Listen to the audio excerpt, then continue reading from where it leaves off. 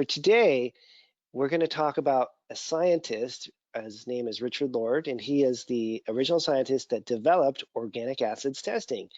He conceptualized of it in the 1960s. He executed and created the first lab in functional medicine to do organic acids testing, let's say 1980s, early 80s, mid 80s. And he was my teacher and mentor for a dozen years. I still talk to him occasionally, but we don't work together as closely as we used to.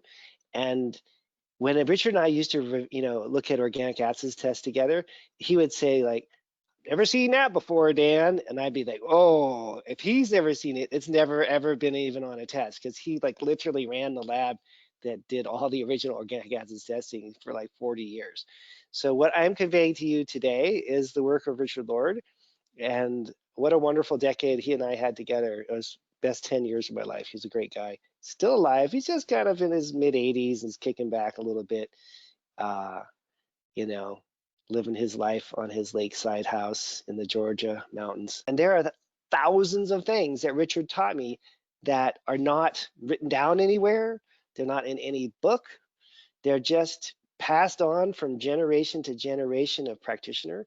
And it is my role and obligation and responsibility at this point in time to pass on Richard's work to you guys, the next generation. That's why he spent 10, 12 years training me twice a week. He didn't do that to be nice to me. He did that because he knew that I would carry on the work. And that is the goal of these kinds of classes.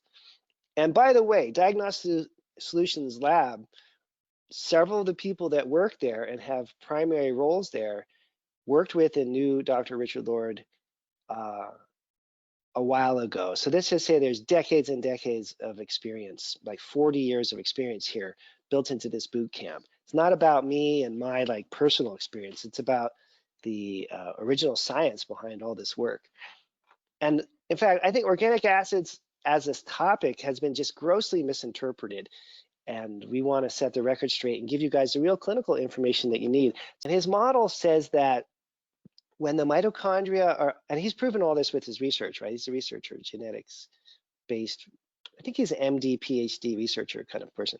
So his model says that when we're under certain kinds of stress, the mitochondria just basically freak out and they go into either battle mode or attack mode or defense mode or however you want to say it.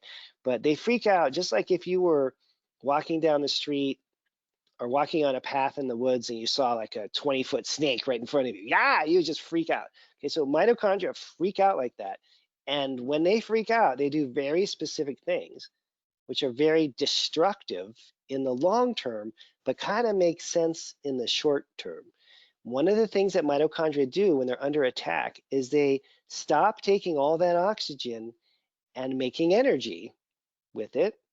In what we just saw, the electron transport chain and all that, right? They stop using oxygen for that purpose, and they turn that oxygen against the cell by taking that oxygen and creating reactive oxygen species. They create oxidative stress on purpose, because when the cell is in a danger response, this is what Navio calls a cell danger response, it's better to just nuke everything inside that cell, destroy that cell so other cells can survive.